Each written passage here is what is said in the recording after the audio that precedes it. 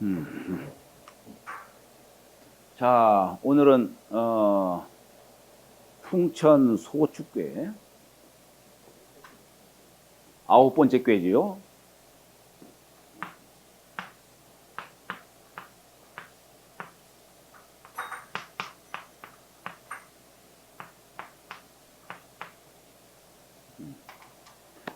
여기 이제 우리 주역에는 소축과 대축이라는 게 있어요. 산천 대축. 여기는 풍천 소축이에요. 소축이다, 대축이다 하는 얘기는 뭐냐면, 여기는 작을 쏘자니까 작게 쌓는다. 대축은 크게 쌓는다. 이런 뜻이죠. 그럼 소축과 대축의 의미가 뭘까? 작게 쌓고 크게 쌓는 게 무슨 뜻일까? 우리 축이라고 하는 글자는 뭐 저축, 쌓는다, 뭐 그런 뜻이죠. 그런데 일반적으로 소축과 대축이라고 하는 그 뜻은, 소축은 농사를 지어서 백성들을 부유하게 하는 그런 뜻이 담겨 있는 것이고, 대축은 인재를 양성해서, 그래서 세상을 크게 부강하게, 나라를 부강하게 만드는 것이 대축의 뜻입니다. 그러니까 농사를 통해서 부를 축적하는 걸 소축이라 하는 것이고, 인재를 양성해서 나라를 부강하게 만드는 것을 대축이라 이렇게 하는 겁니다. 우리 저기 산청에 가면은 남명 조식 선생이 거기에 산천제라고 하는 거 제실이 있어요. 예. 거기다가 산천, 남명 조식 선생이 이 산천이라는 용어를 썼어요. 이게 뭐냐면 산천 대축의 뜻이에요. 그러니까 남명 선생이 산청으로 들어가신 것이 무슨 뭐 은둔하고 무슨 뭐 살림 속에 은거하고 하는 그런 뜻으로 들어간 게 아니고, 내가 이 나라에 큰 인재를 내가 길러야겠다 하는 뜻을, 그런 포부를 갖고 거기에 들어가신 것이라 봐야 되겠죠. 그래서 어쨌거나 주역에서는 이게 우리가 지난 시간에 수지 비괴 다음에 오늘 소축괴가 들어갑니다만은, 우리 지난 시간에 수지 비괴는 뭐 어떻습니까? 새 나라를 세우고, 새 나라를 이제 세운 거니까, 이제 나라를 세웠으면 맨 먼저 시급하게 해야 될 게 뭐냐? 어떻게 하면 백성들을 부유하게 만들 수 있을까? 그래서 주역에서는 수지 비괴 다음에 풍천 소축괴가 이렇게 온 겁니다. 그런데 이 주역은 이 피상적일 수밖에 없어요. 우리 소축이라는 말이 작을 쏟자니까 작게 쌓는다. 물론 이제 괴상으로는 위에는 소나절 바람, 밑에는 건삼년 하늘 위에 바람이 불고 있어요. 하늘 위에 바람이 불고 있다.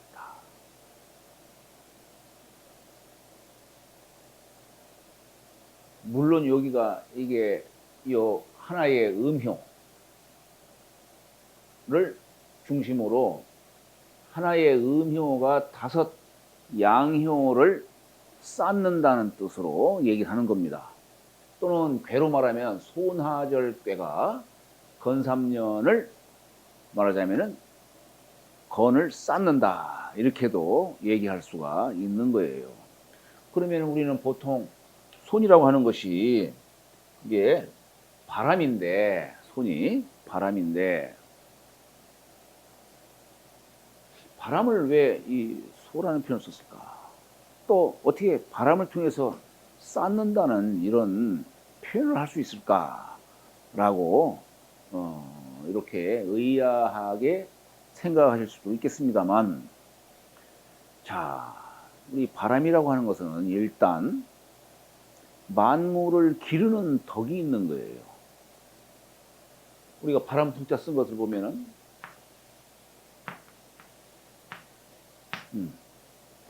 무릇범자에 벌레 충자를 썼죠. 그러니까 아하, 바람이 한번 불면서 모든 벌레들이 다 살아나오는구나. 그러니까 이 바람이라고 하는 것이 만물을 생장하게 하는 그런 덕이 있다는 얘기예요. 그래서 맹자에 그래서 얘기하는 것처럼 군자지덕은 풍야요, 소인지덕은 초야라.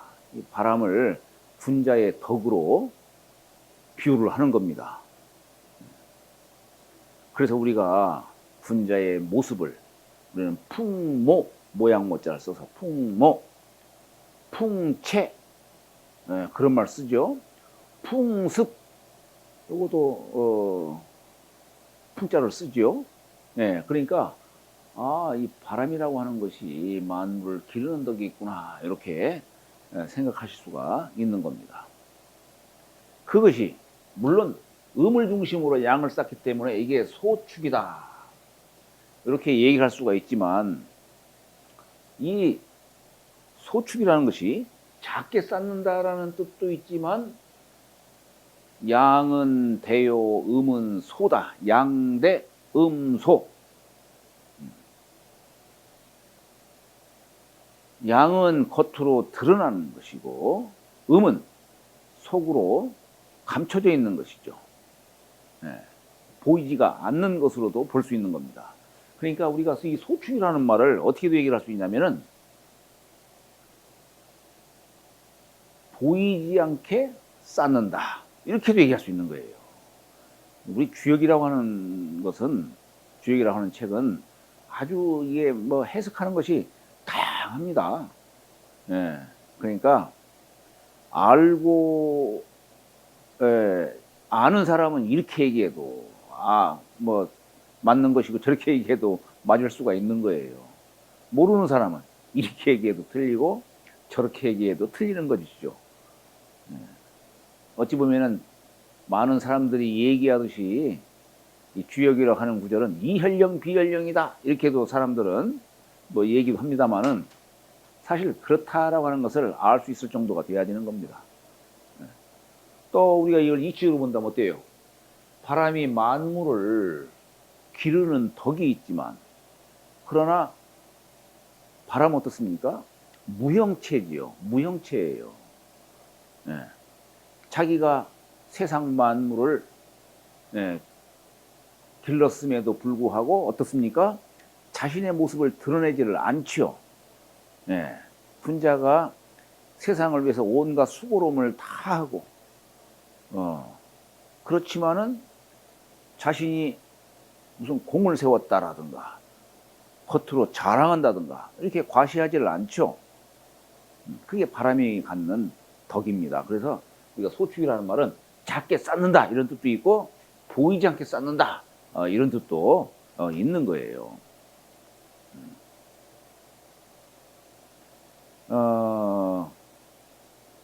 그런데 또 한편으로는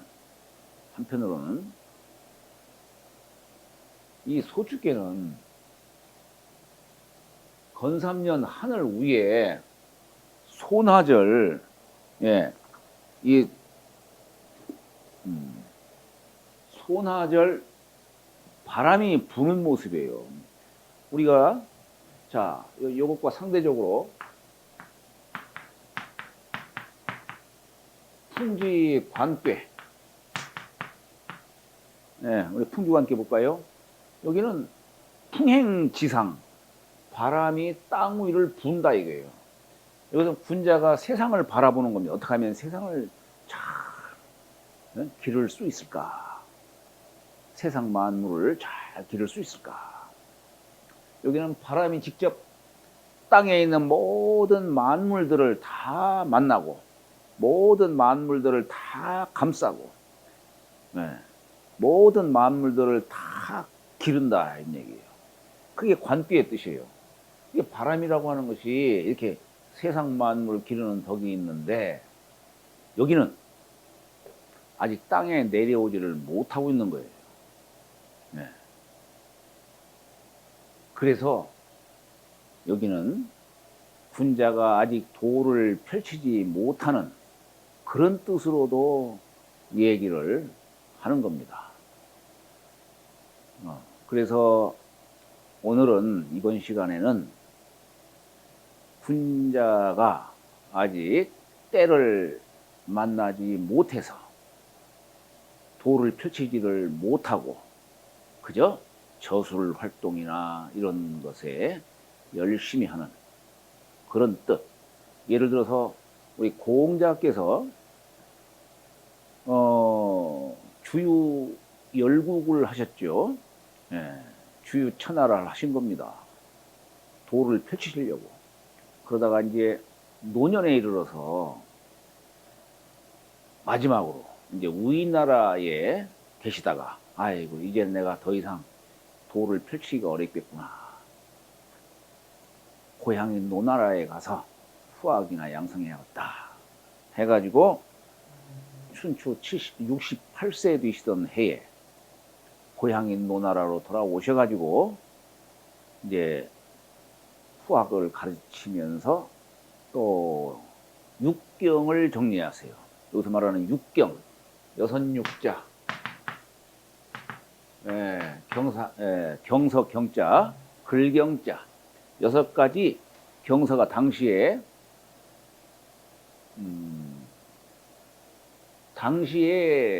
경서로는 시, 서, 예, 악, 시경과 서경, 예기와 음악, 이건 공자 당시에 이미 있었던 당시의 선비들이 읽었던 책들입니다. 그래서 공자께서 시경과 서경을 정리를 하셨어요. 산, 시서, 정, 예약이라는 말 쓰죠. 불필요한 것들은 깎아 없애고 필요한 것들만 채워넣으셨다. 그 다음에 예기와 음악도 정리하셨다. 여기에 또 공자께서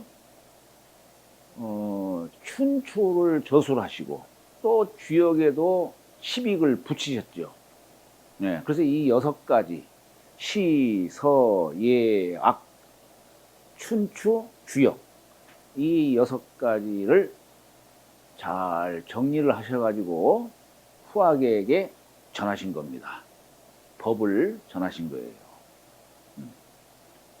어찌 보면은 소축계에서는 도를 펼치지를 못하고 그저 글을 읽고 쓰고 하는 그런 뜻을 담아서 소축의 뜻으로도 이렇게 설명을 하기도 합니다.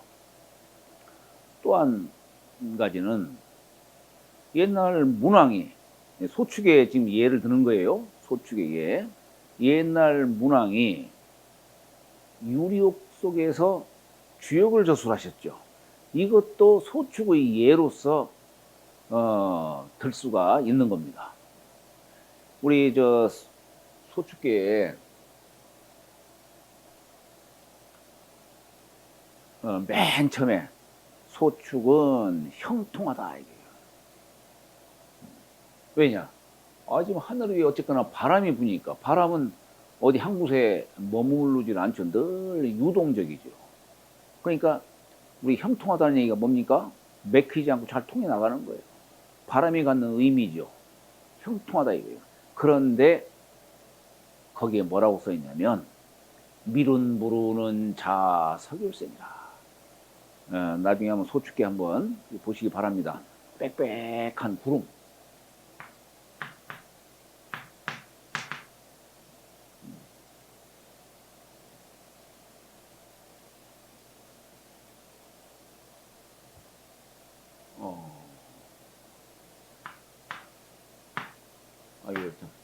아이고, 필자에다가 산자 쓰죠. 빽빽할 밀자입니다. 참나 원.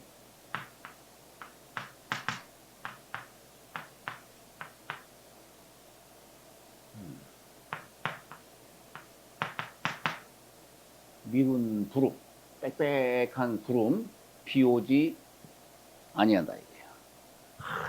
구름이 그냥 잔뜩 껴가지고, 이것도 물론 다 괴상이에요. 여기에 보면은 건삼년 후에 바람이 불고 있다. 바람이 부니까 음산하겠죠. 네. 가운데 이중흑괴, 태양이 비치고는 있지만 저 속에는 감중년 꾀가 저 속에 숨어 있어요.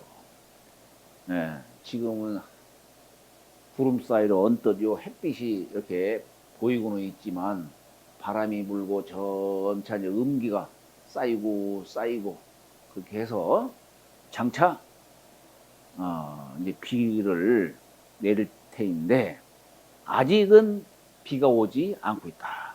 우리 주역에서 비가 온다 하는 얘기는 뭐냐면 음양이 사귄다 그런 뜻이에요. 비가 온다는 얘기는 결국 천지 음양이 사귀는 뜻이에요. 좋은 길조로서 얘기를 하는 겁니다. 우리가 저녁에 천지의 기가 서로 만나서 사귀지 못해서 된 것이 뭐냐? 그게 안개예요. 이 안개는 몸에 해롭습니다. 그런데 새벽에 천지의 기운이 서로 사귀어요. 그래서 맺어진 게 이슬이에요. 그래서 이슬은 옛날 신선도 다른 건 안 먹고 이슬 먹고 불로장생을 뭐 추구하고 했다고 하는 그런 얘기들이 전해져 오지요. 비도 마찬가지입니다. 비라고 하는 것은 봄녘에 내리는 비 같은 경우는 어떻습니까? 만물을 잘 기를 수 있는 그런 비겠죠. 그러니까 이게 다들 비가 곧 올 것 같은데 아직 오지 않는다. 그것은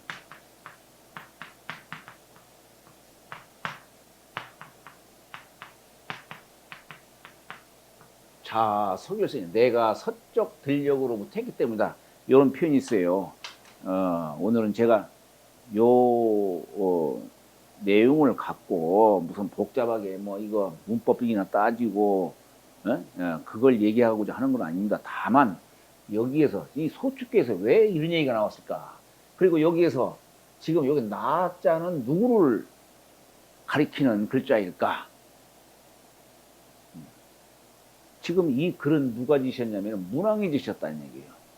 그렇기 때문에 이 글을 그래서 말하는 나자는 문왕을 지칭하는 그런 글자다라고 얘기할 수가 있는 겁니다.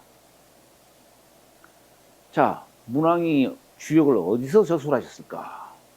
유리옥 감옥석이에요. 유리옥. 문왕이 기산이라고 하는 땅에서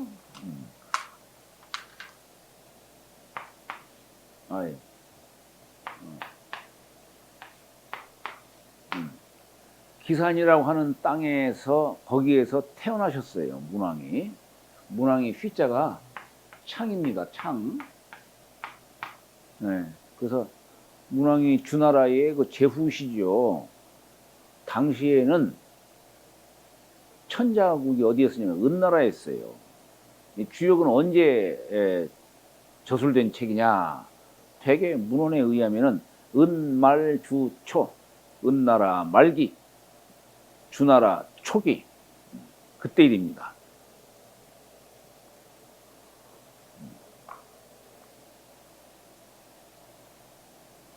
그때의 시대적 배경을 깔고 있어요. 그래서 우리가 주역을 잘 이해를 하시려면은 그 역사를 알아야 되는 겁니다. 은나라 말기와 주나라 초기. 좀 더 거슬러 가면은, 조금 더 거슬러 가면은,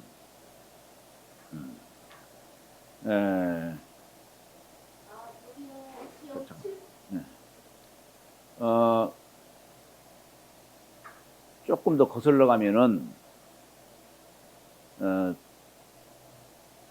하나라, 은나라, 주나라, 하나라, 은나라, 주나라, 그 시대적인 그 배경을 깔고 있는 겁니다. 그래서 우리가 주역을 배우시려면은 이 3대의 역사, 또 3대의 어떤 갖고 있었던 정신, 그런 것들을 알아야 되는 겁니다. 그냥 주역의 어떤 내용만 알아서는 안 되는 거예요. 주역을 제대로 아시려면은 역사도 알아야 되는 것이고, 또 거기 주역의 글도 물론 잘 알아야 되지만은, 또 주역은 또 일종의 점서니까, 또 점서로서의 어떤 기능도 갖고 있기 때문에, 또 우리가 미래도 알아야 되는 것이죠. 점을 통해서. 그것도 알아야 되는 겁니다. 과거 역사와 현재의 문장과, 그 다음에 미래의 점, 책력, 이런 것들을 알지 않으면 안 되는 겁니다. 이 주역은 당시에 문왕이 이 소축계 속에서 당신의 처지를 좀 설명하신 거예요. 그 세상이 그냥 천지가 화합하듯이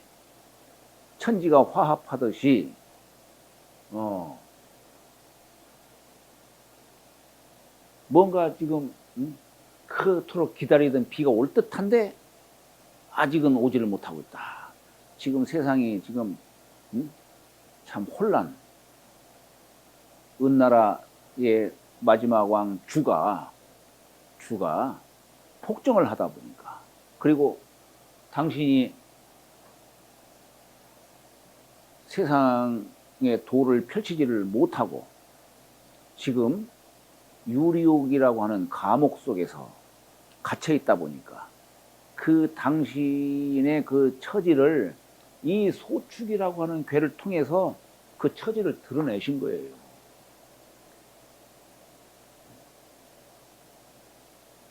문왕이 거기에 보면은 그런 말 나옵니다. 풍행천상이 소축이니 바람이 하늘 위를 행하는 것이 소축이다. 그러니까 아직은 지금 바람이 하늘 위에 있지 아직 땅에 내려오지를 않고 있는 거예요. 아까 풍주관계처럼 땅 위에 바람이 쫙 불면서 도를 행하는 그런 뜻으로 설명할 수가 있을 터인데, 소축계는 그렇지를 못하는 거예요. 군자의 덕이 아직 세상에 미치지를 못하는 겁니다. 거기에 보면은 그래서 풍행 천상이 소축이니 군자가 이를 보고 역도를 쓰는 겁니다. 예.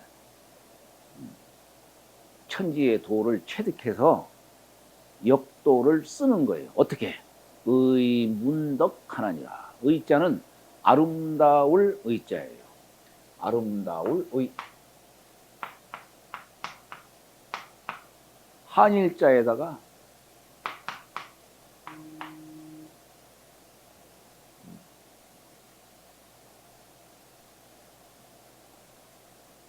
아유, 갑자기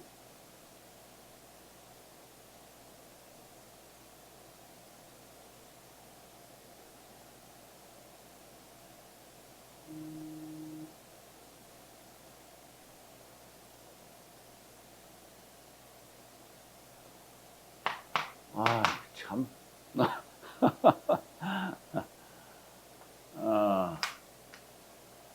아마 마음 쉽지 않을 것 같아요. 네, 갑자기 지금 생각이 안 나네요. 한번 지금 제가 책을 좀 안 보고 있습니다만은, 이게 뭐냐면 이게 아름다울 의자예요. 아름다울 의자에다가 그럴 문자에다가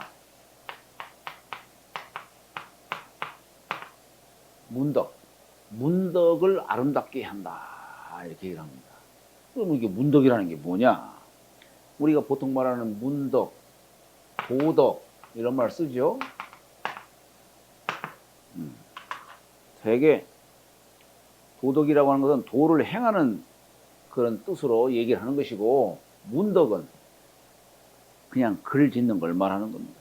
아마 여기서 말하는 문덕을 아름답게 한다라고 하는 이 뜻은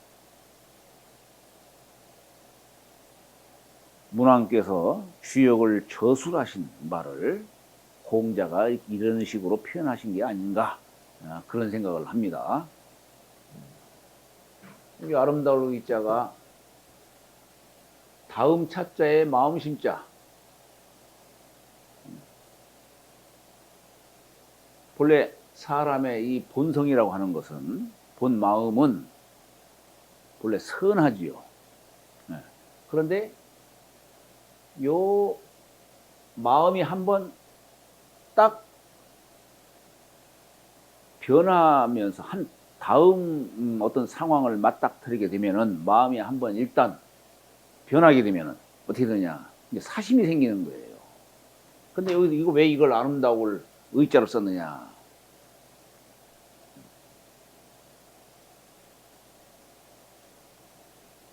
마음이 다음 한번 다음 장으로 넘어간다 하더라도 한결같이 유지할 수 있다는 그런 뜻을 담고 있는 겁니다. 대개는 사람이 계속 변화하죠. 네, 계속 변화하죠. 그래서 여기 문덕이라고 하는 이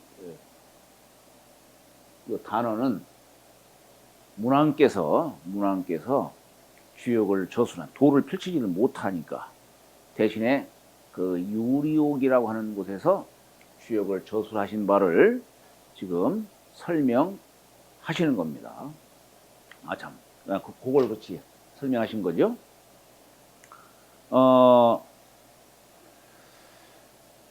당시에 문왕과 이 주나라와 은나라 사이는 은나라가 천자국이었었고 주나라는 제국이었습니다. 문왕이 아까 기산에서 태어났다라고 하셨는데, 그때의 기산 땅에 봉황이 날아들었다 하는 그런 얘기가 있어요. 기산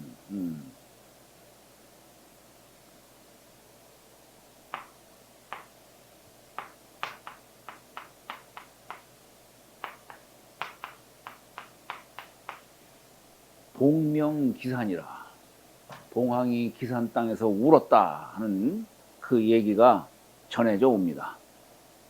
이게 뭘 의미하는 거냐면, 문왕이 태어났을 당시에 봉황새가 날아들었다는 얘기예요.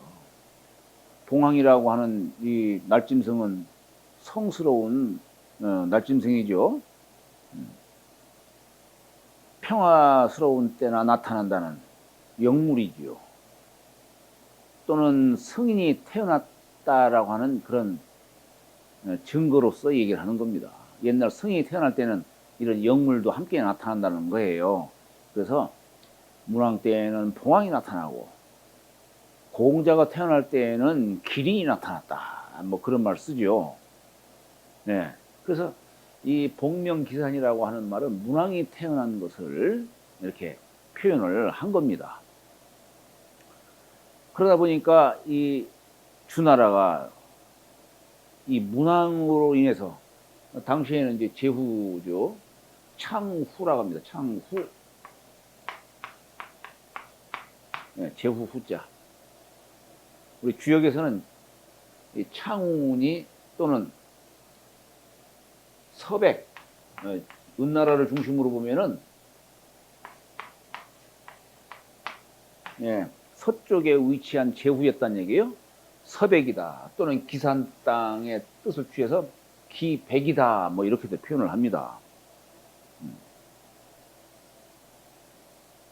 주가 폭정을 하니까 문왕이 탄식을 한 거예요. 또 문왕이 계속 민심을 얻고 그러다 보니까 주가 걱정이 되니까 두려워 나머지 문왕을 유리옥에 가둡니다. 오게 해가지고 유리옥에 가둬요. 그리고 과연 문왕이 지혜가 있는지 없는지를 시험을 합니다. 거기 유리옥이라고 하는 거, 유리라고 하는 곳이 어디냐면 지명이에요. 지명. 은나라 때는 감옥 이름으로 이렇게 전해져 오는 겁니다. 은나라 때의 감옥 이름. 지금으로 말하면은 은나라 때의 거기 수도 조양이라고 하는 곳인데, 거기 왜 은허라고 하는 곳에서 뭐 갑골문이 출토됐다 뭐 이런 얘기들 하지 않습니까? 거기서 얼마 떨어지지 않은 곳입니다. 은하라고 하는 곳이 얼마 떨어져 있지 않아요. 거기에 유리라고 하는 성이 있는데 거기에 유폐가 된 겁니다. 그리고 나서 그 주가 이 주라는 사람이 문왕의 아들, 첫째 아들을 오게 해가지고 죽입니다. 죽여요. 그리고 문왕이 과연 지혜가 있는지 없는지를 시험하기 위해서 문왕의 첫째 아들을 죽이고서, 첫째 아들 이름이 백읍고입니다.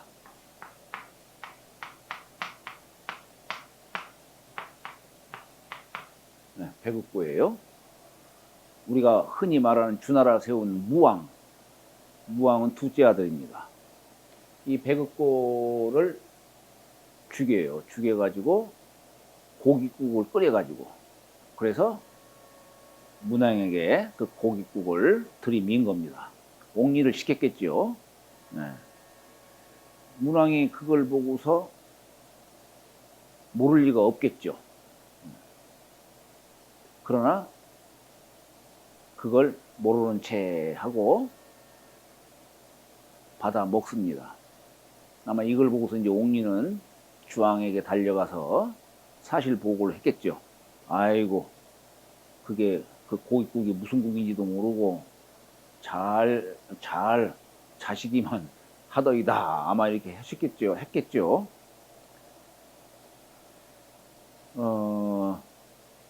주가 여기 이 주가 그걸 보고 이제 안심을 합니다. 그래서 문왕을 풀어줬다라고 하는 그런 고사가 전해져 옵니다. 저도 그 유리라고 하는 곳을 한번 가봤어요. 가봤는데 거기에 보면은 문왕이 유폐됐던 곳 뭐 이런 것도 있고, 또 그 언덕 위에 올라가면은 그 문왕의 아드님이신 백읍고의 무덤도 조그만하게 있어요. 네. 보통 아니 문왕의 아드님이라고 한다면 문왕의 아드님 무왕은 묘소가 아주 그냥 큰 언덕처럼 아주 큽니다. 뭐 우리나라에서 보는 것처럼 뭐 작은 그런 무덤이 아니에요. 그냥 산처럼 큰 거죠. 그냥 작은 산처럼. 그렇다면은 첫째 아들이라고 한다면은 더 크게 이렇게 그냥 했을 것 같은데, 그런데 조그만하게 한 거예요. 무덤이 있어요. 그게 토월총이라고 뭐 그렇게도 쓰기도 하는데, 이게 왜 거기다가 무덤 이름을 토월총이라고 이렇게 했느냐? 문왕이 아까 그 옥리가 이제 고깃국을 들이밀었을 적에 문왕이 그걸 보고 아셨겠죠. 네. 자기 아들 살덩어리라고 하는 것을 아셨겠죠. 그러나 무왕은 모르는 채 하고 그 고깃국을 마시고 이렇게 먹습니다. 내 한 몸 죽는 것은 아깝지 않지만 내가 죽으면 이 도탄에 빠진 이 세상을 구제할 사람이 없다. 그렇기 때문에 알고도 모르는 척하고 이렇게 먹는 겁니다. 그러므로 해서 이 참 규역이라고 하는 책이 전해지게 된 것이죠. 거기서 울분을 참지 못하고 거기서 만약에 노기를 드러냈다든가 해버리면 살아나올 수가 없는 것이죠. 그렇다면 오늘날 이 규역책이 전해지지를 못했을 겁니다. 그게 바로 문왕의 지혜라고 하는 겁니다. 문왕의 지혜. 알고도 모르는 척. 우리가 세상을 살아가는 데에는 바로 이와 같은 지혜도 때로는 필요한 겁니다. 어떤 경우에 있어서는 자신의 뜻, 아는 지식 이런 걸 당연히 드러내야죠.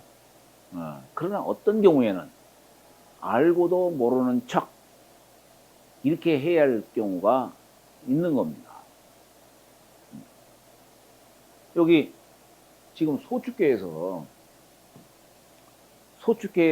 바로 문왕의 이와 같은 행적을 여기다 담은 거예요. 그리고 아마 여기다가 나자라고 쓴 것을 통해 보건대 이게 문왕의 글이죠. 문왕의 글에서 나자 쓴 것은 뭘리면 당신 자신을 가리키는 겁니다. 이 소축계 속에서.